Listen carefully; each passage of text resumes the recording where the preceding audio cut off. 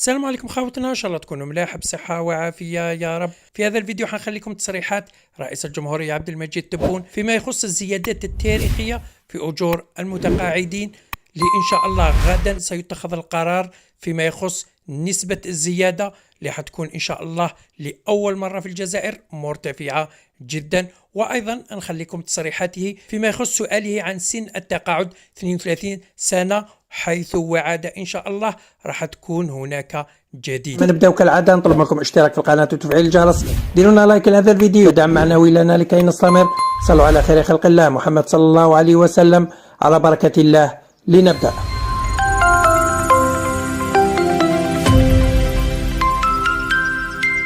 ونزيد نبلغكم وانتم أول من يسمعها أن مجلس الوزراء يوم الأحد إن شاء الله، ربما يتأجل بيومين، الأحد يكون 2 ولا 3 باش نقرر الزيادة في الريترات.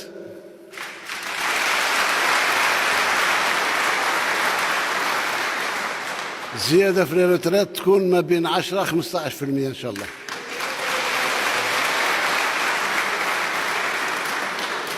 هذه انتم ما طلبتوهاش، ولكن فيه ناس راهم يفكروا فيكم، لأن كما قلت أنا منطلق نتاعي أن أنتم الأساس تاع الجمهورية. 30 سنة ولا 31 سنة ولا 27 سنة ولا كلها مقبولة، لكن نقول لك ولكن il faut pas que je vous donne un cadeau empoisonné. il faut que je vous donne un cadeau اللي ينفعكم انتم وولادكم ومستقبلكم، لأن نوعدك بشيء اللي الاقتصاد ما يتحملوش. أنا وانتم راكم شفتوا لا مانيير دو فير.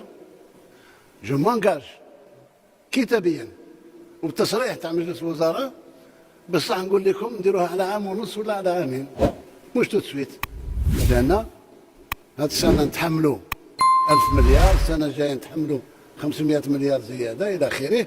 أنت المهم قبل ما تدي التقاعد نتاعك تكون عندك ضمان 100% أن ناخذ بعين الاعتبار المرتب، ناخذ بعين صعوبة المهنة، مثل ما قال الأخ تاع الجنوب.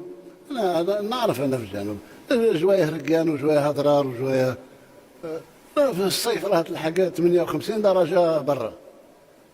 واش تخدم غير الكليماتيزر عندك وتخدم؟ أنا عارف اللي تخدموا في الحمان يعني ويأثر حتى جسديا على والبعد وكذا. هذه ما اسمحش فيكم، ولكن مش امور ظرفيه نتاع دير مثل هذا اللي يقول لك هذه ندير هذه ما نديرهاش. انا مبدئيا كل اللي درته باسم العمال ولا واحد طلب لي، ولا واحد. نشوف ان شاء الله مع السي عمار، وراني عارف اللي عنده الامكانيات الثقافيه والامكانيات المهنيه والماضي نتاعو يتكلم عليه. الفيليار هذول الفيليار حضروا لنا شيء نخصص سنة هذه 24 إلى دراسة هذه الملفات نهائيا إن شاء الله. إن شاء الله فتكون بهذه المعلومات ولو قليلا. تهلاو في روحكم خاوتين، نتلاقاو في الخير بإذن الله. ما تنساوش تدعمونا في قناتنا تي4 دي زاد للشروحات، مازال هناك الجديد. سلامة.